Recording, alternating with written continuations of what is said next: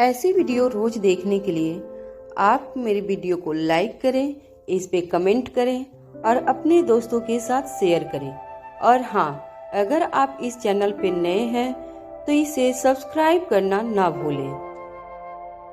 यह कहानी है एक लड़की को देखा तो पार्ट 2 का अगला भाग। गोली चलते ही योगेश बच्चों की तरह रोना शुरू कर देता है। रोते रोते कहता है, मैं कुछ नहीं जानता, मुझे कुछ नहीं पता, मुझे जाने दो। परशुराम कहता है, ठीक है, अगर तुम भी कुछ नहीं जानते तो तुम भी हमारे किसी काम के नहीं। जाओ अपने अंतिम घर, सुकून से जाओ, गुड बाय। उसके ऐसा कहते ही योगेश कहता है, रुको रुको, मैं बताता हूँ। परशुराम सूर्यवंशी अपने आदमियों को इशारा करता है। वह अपनी अपनी तानी हुई पिस्तौल पीछे कर लेते हैं। परशुराम सूर्यवंशी कहता है, बताओ बताओ, क्या जानते हो? योगेश घबराते हुए कहता है, हम छोटे मोटे प्यादे हैं, हमें इन सब चीजों के बारे में कोई जानकारी नहीं होती, लेकिन मैं यह जरूर बता सकता हूँ कि आपको जो भी जानकारी चाहिए वह किसके पास है।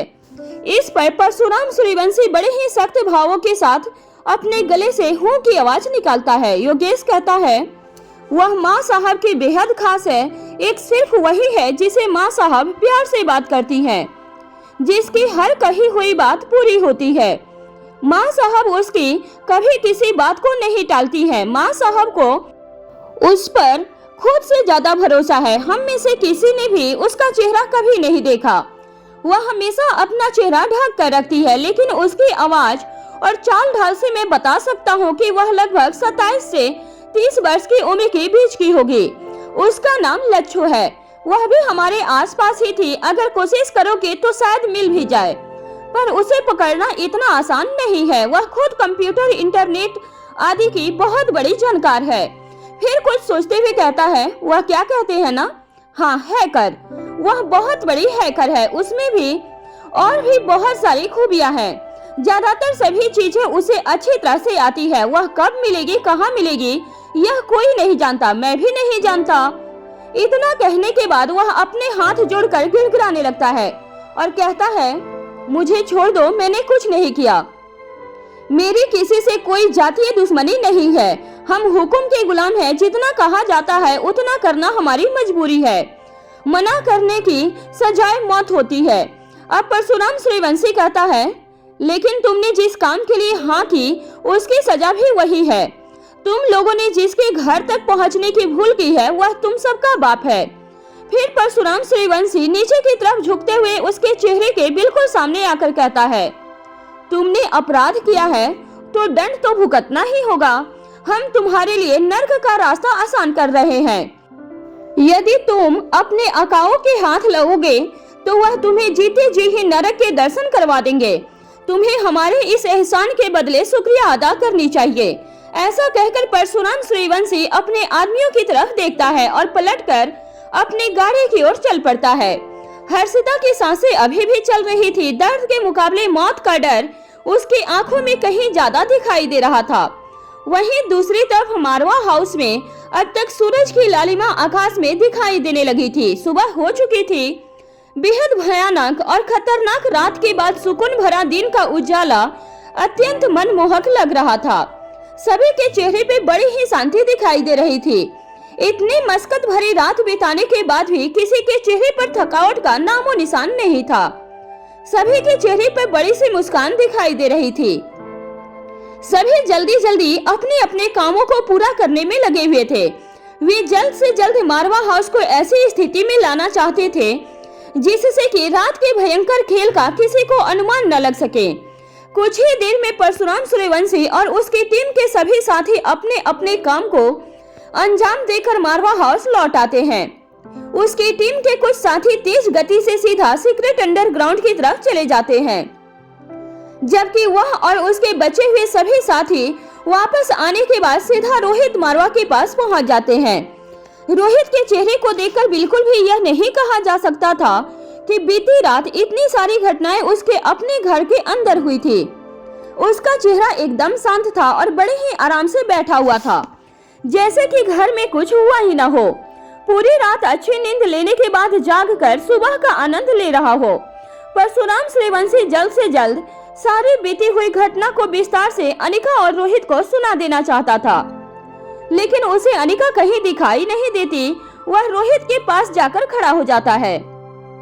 जैसे ही रोहित उसके चेहरे की तरफ देखता है तो तुरंत उसके मनोभाव को समझ जाता है। परशुराम सूर्यवंशी चाहता था कि रोहित मारवा उसे बोलने की इजाजत दे दे, लेकिन इसके विपरीत रोहित मारवा उसे कुछ भी बोलने से रोक लेता है और कहता है, बैठो परशुराम, थोड़ा आराम कर लो, थक गए होगे। रोहित ने उसे जिस ओर बैठने के लिए इशारा किया था, जब वह उस तरफ देखता है तो अब्दुल्ला भी बैठा हुआ नजर आता है। जब नजर थोड़ी और आगे जाती है तो चिराग मेहता भी वहीं बैठा हुआ दिखाई देता है। परशुराम सूर्यवंशी को यह समझने में जरा सा भी देर नहीं लगती कि रोहित मारवा चाहता था कि अनिका के वापस आने के बाद ही सारी बातचीत की जाए। इसलिए परशुराम सूर्यवंशी अपने साथ मौजूद कमांडो साथियों की तरफ देखता है। वह तुरंत उसका इशारा समझ जाते हैं और वहां से अपने अपने कामों के लिए और अपने साथियों की मदद करने के लिए वापस लौट जाते हैं। परशुराम सूर्यवंशी वहीं उसी कतार में जाकर अब्दुल्ला के पास बैठ जाता है, जिसमें सभी बैठे इंतजार कर रहे थे। थोड़ी देर के बाद कौटिल्य भी अपने सभी कामों को निपटाकर वहां आ पहुंचता है। सभी को चुपचाप इस तरह बैठे हुए देखकर वह उल्टे कदम लौटने लगता है। तभी उसे रोहित मारवा की आवाज सुनाई देती है, कौटिल्य। उसकी आवाज सुनते ही वह वहीं अपनी जगह पर रुक जाता है और रोहित की तरफ मुड़कर देखने लगता है। अब रोहित कहता है, क्या बात है, काफी परेशान लग रहे हो। कौटिल्य कहता है, नहीं सर, ऐसी कोई बात नहीं है। वह आगे कुछ कहना चाहता था, लेकिन उससे पहले ही रोहित उसकी बात काटते हुए कहता है, तो फिर हमारे पास बैठो और थोड़ी देर आराम कर लो। कौटिल्य रोहित को पलटकर इनकार कर सके इतना साहस उसमें भी नहीं था। वह भी बिना कुछ कहे चुपचाप उसी कतार की ओर आगे बढ़ने लगता है। कौटिल्य को इस तरह अपनी ओर आते हुए देखकर चिराग, अब्दुल्ला और परशुराम सूर्यवंशी के चेहरे पर मुस्कान आ जाती है। कौटिल्य तुरंत समझ जाता है कि उन सभी को भी यहाँ इसी तरह बिठाया गया है और वह चाह कर भी वहाँ से उठ नहीं सकते। उन सभी के चेहरों की नटखट मुस्कान देखकर कौटिल्य भी मुस्कुरा देता है। फिर मन ही मन सोचता है, न जाने अब सबकी क्लास लगनी है या कोई नया आदेश पारित होना है। कौटिल्य के लिए इस वक्त मुश्किल सिर्फ इतनी थी कि वह जल्द से जल्द अनिका से मिलना चाहता था, किंतु वह कहीं दिखाई नहीं दे रही थी। दरअसल वहां मौजूद हर शख्स जल्द से जल्द अनिका से मिलना चाहता था, क्योंकि सभी के पास उसे देने के लिए या तो कोई महत्वपूर्ण सूचना थी अथवा उससे महत्वपूर्ण आदेश प्राप्त करने के इंतजार में था। हालांकि अनिका के इस महत्वपूर्ण काम को रोहित भी कर सकता था, लेकिन वह अलग ही मूड में बैठा हुआ था। कौटिल्य सभी के पास जाकर तो बैठ जाता है, लेकिन उसका मन बिल्कुल भी शांत नहीं होता।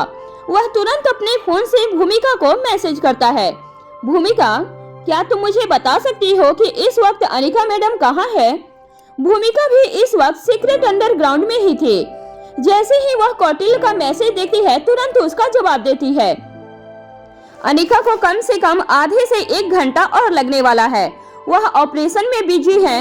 वहीं दूसरी तरफ आर्मी हेडक्वार्टर, सिर्फ मारवा हाउस ही वह जगह नहीं थी जहां कमांडोज और घर के लोगों ने अपनी पूरी रात नींद के नाम पर पलक भी नहीं झपकाई थी।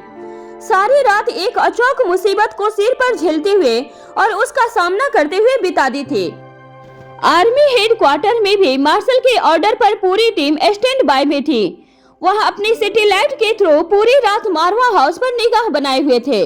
लक्ष्य पूरी रात सिक्योर लाइन के थ्रू अपने साथियों के साथ लाइन पर बना हुआ था और हर पल की जानकारी पर निगाह बनाए हुए था। वह सभी सैटेलाइट के थ्रू सिर्फ उतना ही देख पाए जब तक विविधता से लड़ाई चल रही थी, लेकिन उसके बाद क्या हुआ वह अपनी पूरी ताकत लगाने के बाद भी नहीं देख पाए थे। वह हैरान थे कि मारवा के पास हर प्रकार की आधुनिक तकनीक के बेस्ट नमूने हैं, जिसकी मदद से उन्होंने पूरे मारवा हाउस को हर तरीके से सुरक्षित किया था। कल की रात की सिक्योरिटी का पूरा क्रेडिट कौटिल्य को जाता था। उसी ने यह सब सुरक्षित किया था। सुबह होते होते अपने स्रोतों के द्वारा आर्मी ऑफिसर को भी यह जानकारी मिल जाती है कि अब मारवा हाउस पूरी तरह से अपनी समस्या से निपट चुका है। उन्हें किसी भी प्रकार से आर्मी की मदद की जरूरत नहीं पड़ने वाली है। यह सुनकर मार्शल को बेहद तसल्ली मिलती है और वह अपनी बटालियन को आराम से होने की कमांड दे देता है। वह सभी अपनी अपनी बैरक में लौट जाते हैं। उधर लक्ष्य भी गहरी लंबी सांस लेता है।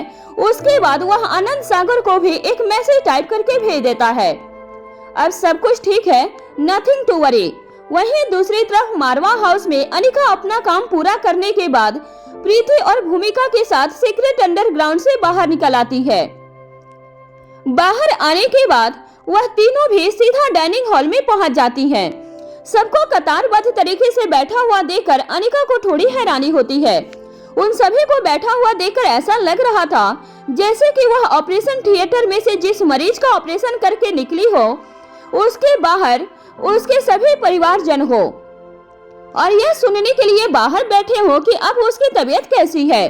अनिका भी बड़े आराम से मुस्कुराकर सभी को चीयर अप करते हुए कहती है, चिंता की कोई बात नहीं है, पेशेंट खतरे से बाहर है, अब आप सभी लोग भी जाकर थोड़ा आराम कर लें। अनिका के मुंह से यह सुनकर सभी रोहित की तरफ देखने लगते हैं। रोहित भी मुस्कुराकर अपने हाथ और गर्दन से इशारा कर देता है, जिसका मतलब था कि जो हुक्म हुआ है उसका पालन किया जाए। अब उन सभी की हैरानी और भी ज्यादा बढ़ जाती है। तब से लेकर अब तक रोहित ने उन सभी को अनिका के आने तक के लिए बिठा कर रखा था और अब अनिका के आते ही उन सबको जाने के लिए कह रहा था। उन सभी के चेहरे की हैरानी देखकर अनिका कहती है, आप सभी ने मिलकर बहुत बढ़िया काम किया है, आगे की बात हम बाद में करेंगे, अभी आप सभी को आराम कर लेना चाहिए। यह सब सुनकर सबसे पहले चिराग उठता है और मुस्कुराकर कहता है, have a nice day madam and sir, और कहकर वहां से बाहर का रास्ता पकड़ लेता है। फिर अब्दुल्ला अपनी जगह से उठ खड़ा होता है और कहता है, मेरे लिए कोई आदेश हो तो मैं यही हूँ, तुरंत हाजिर हो जाऊंगा। ऐसा कहकर वह भी विश करने के बाद बाहर की ओर चला जाता है। अब परशुराम आगे आता है और जैसे ही कुछ बोलने की कोशिश करता है, अनिका उसे अपने हाथ के इशारे से रोक देती है।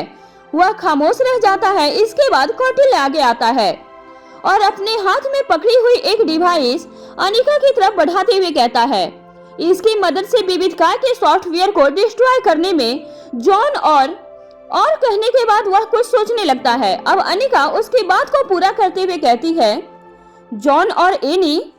कौटिल्य अब अपनी बात को पूरा करते हुए कहता है, हाँ, जॉन और एनी को अपना काम करने में मदद मिलेगी।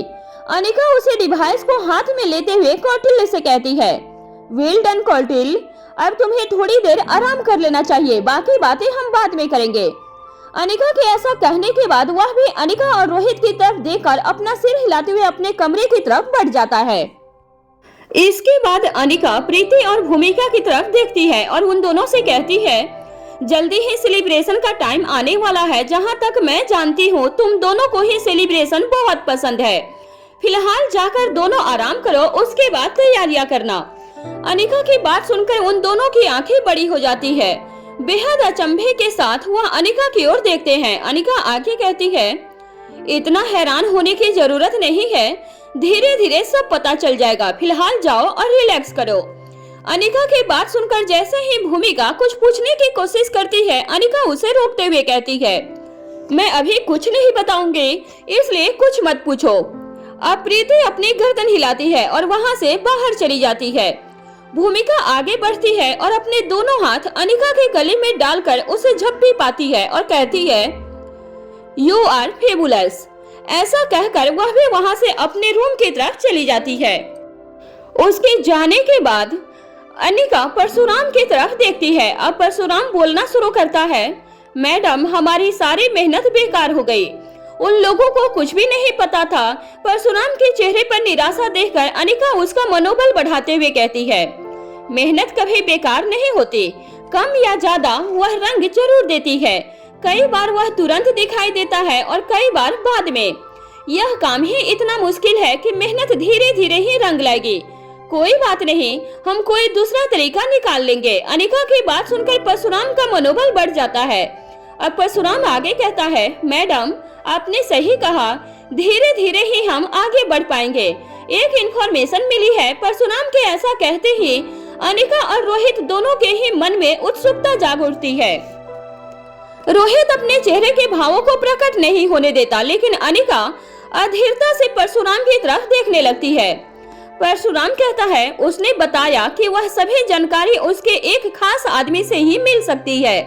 दरअसल वह आदमी नहीं, औरत है। उन्होंने बताया कि वह लगभग 28-29 साल की लच्छो नाम की लड़की है। इसके बाद उसे जो भी जानकारी प्राप्त हुई वह सभी अनिका को बता देता है। अनिका सारी बातें सुनने के बाद परशुराम से कहती है, बहुत बढ़िया, अब तुम जा सकते हो। और परशुराम अपने हाथ में पकड़ा हुआ कोई सामान अनिका की ओर आगे बढ़ाते हुए कहता है, यह लैपटॉप और सामान हमें उन्हीं के पास से मिला है, इसका क्या करना है मैडम? अनिका जवाब देती है, यह सामान और लैपटॉप ले जाकर कौटिल्य को दे दो, इसका आगे क्या करना है वह अच्छी तरह जानता है। परशुराम सूर्यवंशी कहता है, जी मैडम, और चुपचाप वहीं खड़ा हो जाता है। अनिका के जाने के लिए कह देने के बाद भी परशुराम अपने कदम वापस नहीं मोड़ता। अनिका समझ जाती है कि उसके मन में कोई सवाल है। अनिका कहती है, क्या तुम कुछ और कहना चाहते हो? परशुराम कहता है, आपने अपने भाई को खुद बचाया और फिर उनसे।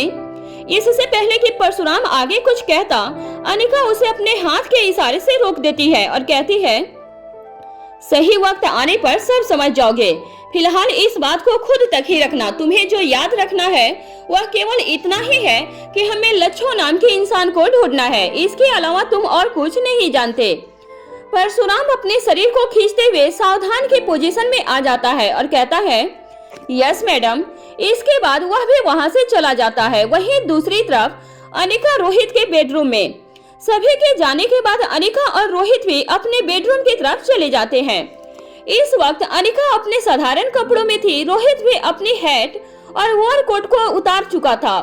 वह इस वक्त ब्लैक आउटफिट में था, ब्लैक पैंट और ब्लैक शर्ट। इस वक्त रोहित और भी ज्यादा स्मार्ट दिखाई दे रहा था। अनिका कमरे में जाने के बाद बाथरूम की तरफ बढ़ने लगती है। इससे पहले कि अनिका दरवाजा बंद कर पाती, रोहित उसके बीच में आकर खड़ा हो जाता है और कहता है, मे आई प्लीज। अनिका बिना कुछ कहे अपनी आंखों की भौं को पीछे की ओर से ऊपर की ओर चढ़ाकर रोहित की तरफ देखती है। बदले में रोहित प्यारी सी मुस्कान देता है। अनिका फिर से दरवाजा बंद करने की कोशिश करती है, लेकिन रोहित पीछे नहीं हटता। एक बार को अनिका का मन हुआ कि वह झल्ला उठे, लेकिन जैसे ही रोहित पर गुस्सा करने के लिए वह उसके चेहरे की तरफ देखती है तो उसका गुस्सा छू हो जाता है। रोहित का प्यारा सा मुस्कुराता हुआ चेहरा देखकर उसे हंसी आ जाती है और फिर वह हंसते हुए कहती है, प्लीज मिस्टर मारवा। अनिका के रिक्वेस्ट करने पर भी रोहित नहीं हटता और बड़ी ही मासूमियत से वहीं पर आकर खड़ा रह जाता है। अनिका के चेहरे की तरफ देखता जाता है। अब अनिका अपना एक हाथ सिर पर रख लेती है, फिर बाथरूम का पूरा दरवाजा खोलकर बाहर की तरफ आते हुए रोहित के सीने पर अपना एक हाथ रखकर उसे पीछे की तरफ करते हुए एक एक कदम आगे बढ़ती जाती है और बड़े ही आराम से धीरे धीरे कहती है, मिस्टर मारवा, अगर हम इसी तरह बाथरूम के दरवाजे पर खड़े होकर नोक-झोंक में लगे रहेंगे तो हम में से कोई भी बात नहीं ले पाएगा। अभी आगे भी बहुत काम है जिन्हें हमें आज के दिन ही पूरा करना है। रोहित अनिका की बात सुनते सुनते एक एक कदम पीछे होने लगता है। इसी तरह पीछे हटते हटते रोहित और अनिका अपने बेड तक पहुंच जाते हैं। अनिका आगे कहती है, जब तक मैं बाथरूम से बाहर आती हूँ तब तक तुम चेंज कर लो या फिर यहाँ बैठकर आराम करो। ऐसा कहकर वह जैसे ही रोहित को पीछे की तरफ धक्का देकर वहाँ से 9-2-11 होने की कोशिश करती है, रोहित उसके पलटते ही उसकी कमर में अपना हाथ डाल देता है। इस तरह बिस्तर पर गिरते गिरते अनिका को साथ लेकर गिरता है। फिर यूं ही अनिका को पीछे की तरफ से ही पकड़े हुए धीरे से उसके कान में कहता है, मैं भी तो यही कह रहा हूँ कि बहुत सारे काम है जो आज ही के दिन से पूरे करने हैं, तो हम शुरुआत यहीं से करें। फिर बड़ी ही मासूमियत से आगे कहता है, सभी कामों के लिए वक्त मिलता है, बाद में बस यही एक काम रह जाता है। अब अनिका खुद को रोहित की पकड़ से निकालने की कोशिश करती है, लेकिन रोहित उसे और भी कस लेता है। फिर आगे कहता है, आज तुमने अब तक की सबसे खतरनाक लड़ाई लड़ी है। सबसे पहले मुझे देखने दो कि तुम्हें कहीं चोट तो नहीं आई, उसके बाद ही मैं तुम्हें कहीं जाने दूंगा। अब अनिका अपने दोनों हाथों से रोहित के शिकंजे से खुद को छुड़ाने के लिए उसके हाथ पर अपने हाथ रख देती है। रोहित अच्छी तरह जानता था कि अनिका फिर कोई दांव खेलेगी, इसलिए वह उसे ठीक तरह से लॉक कर लेता है। ताकि वह खुद को आसानी से छुड़ा न पाए। अब अनिका लॉक को तोड़ने की कोशिश करते हुए कहती है, मिस्टर मारवा, डॉक्टर मैं हूँ या तुम? रोहित प्यार से जवाब देता है, तुम हो अनिका। अब अनिका आगे कहती है, तो मैं मेरी चोट भी खुद देख सकती हूँ और उसका इलाज भी खुद कर सकती हूँ। तुम्हें परेशान होने की कोई जरूरत नहीं। इससे पहले कि अनिका दाव खेलती, रोहित खुद ही अनिका को छोड़ देता है और अनिका के खड़े होने से पहले ही धीरे से अपने हाथ को उसके कंधे के पास ले जाता है और अपनी उंगलियों से उसके कंधे को दबाता है। इसी तरह दबाते हुए उस पर मसाज देना शुरू करता है। अक्सर जब काम करते रहो तो थकावट का एहसास नहीं होता, लेकिन जब आराम मिलता है तब थकावट की सीमा पता चलती है। कुछ ऐसा ही हाल हमेशा अनिका का होता था। थकावट से उसका स्वभाव चिड़चिड़ा हो जाता था, लेकिन वह इस बात को महसूस नहीं कर पाती थी कि उसे किस हद तक थकान हो चुकी है और अंत में इसी थकावट की वजह से उसे काम खत्म होने पर तुरंत ही नींद आ जाती थी। जैसे ही रोहित की मजबूत उंगलियां कंधों से होते हुए गर्दन के पीछे की ओर जाती है, अनिका खुद ब खुद वहीं अपने शरीर को ढीला छोड़ देती है। रोहित धीरे से अनिका को गोद में उठा लेता है और बिस्तर पर ठीक से लेटाकर उसके हल्के से सहारे से पेट के बल उठाकर लेटा देता है। अब वह अनिका के चेहरे की तरफ देखता है। अनिका ने अपनी आंखें बंद की हुई थी। अनिका का चेहरा तकिए पर था और दोनों हाथ तकिए के दोनों तरफ थे। धीरे धीरे अपनी उंगलियों से कंधों से होते हुए हाथ की हथेली तक गर्दन से लेकर कमर पर मसाज करना शुरू कर देता है। जैसे जैसे रोहित की उंगलियां अनिका को स्पर्श करती है, उसका मन शांत होता जाता है। जैसे जैसे मसाज करते हुए वक्त बीतता जाता है, अनिका की थकावट भी कम होती जाती है और शरीर को आराम मिलता जाता है। रोहित की निगाहें लगातार अनिका के चेहरे पर बनी हुई थी। धीरे धीरे अनिका के चेहरे पर सुकून बढ़ता जाता है। हर बीतते पल के साथ जैसे जैसे अनिका का सुकून बढ़ता जाता था, वैसे वैसे रोहित के मन की खुशी बढ़ती जाती है। रोहित अनिका को इस तरह से आराम महसूस करते हुए देखकर अपनी मसाज को जारी रखते हुए धीरे से उसके कान में पूछता है, क्या तुम सोना चाहती हो? अनिका धीमी आवाज में हाँ कह देती है। अब रोहित उसकी कमर से पैरों की तरफ बढ़ने लगता है। पैरों पर रोहित का हाथ लगते ही अनिका झट से सीधी होकर बैठ जाती है और रोहित के गले में हाथ डालकर अपनी नशीली आंखों से देखते हुए धीमी आवाज में कहती है, नहीं, मुझे नहीं सोना, मुझे पहले नहाना है। फिर जैसे ही अपने हाथों को पीछे करने लगती है, रोहित बैठे हुए ही उसके कमर पर हाथ रखकर अपनी तरफ खींच लेता है। अनिका की नशीली आंखें देखकर रोहित को भी नशे जैसा असर होने लगता है। वह अपने दूसरे हाथ को अनिका के पैरों के नीचे की तरफ ले जाता है और इससे पहले कि अनिका कुछ समझ पाती, उसे अपनी गोद में उठा लेता है। वैसे भी इस वक्त अनिका कुछ भी सोचने और समझने की इच्छा में नहीं थी। लंबी थकान भारी रात के बाद अब वह सिर्फ इस पल को जी रही थी। रोहित के ऐसा करते ही अनिका अपनी बाहों को रोहित के गर्दन में ठीक तरह से डाल देती है, फिर अपनी आंखें बंद कर लेती है। अनिका की आंखें बंद करते ही रोहित को अपने पूरे शरीर में तेज गति से बिजली के कौंध जाने का एहसास होता है। रोहित को अनिका की बंद आंखों की खूबसूरत पलकें, बेहद नरम गुलाबी होंठ अपनी ओर खींच रहे थे। रोहित अपने तन में फैली हुई इस गुदगुदी को महसूस करके खुशी का एहसास ले रहा था। अनिका का स्पर्श मात्र ही रोहित के मन को बेहद सुख का एहसास देता था, लेकिन इस वक्त उसका तन भी अनिका की ओर खींचा चला जा रहा था। लेकिन इस वक्त अनिका की स्थिति को ध्यान में रखते हुए वह पहले अनिका के माथे को चूमता है और उसके बाद उसके आंखों को। फिर उसने अपने धीमे धीमे कदमों से उसके चेहरे को देखते हुए बाथरूम की ओर आगे बढ़ने लगता है। अब अंदर जाकर बाथ टब के पास खड़ा हो जाता है और यूं ही अनिका के चेहरे को देखता रहता है। फिर मुस्कुराते हुए नीचे की ओर झुककर वह सीधे धीरे से बाथ टब में उसे बिठा देता है। अनिका की आंखें अभी भी बंद ही थी।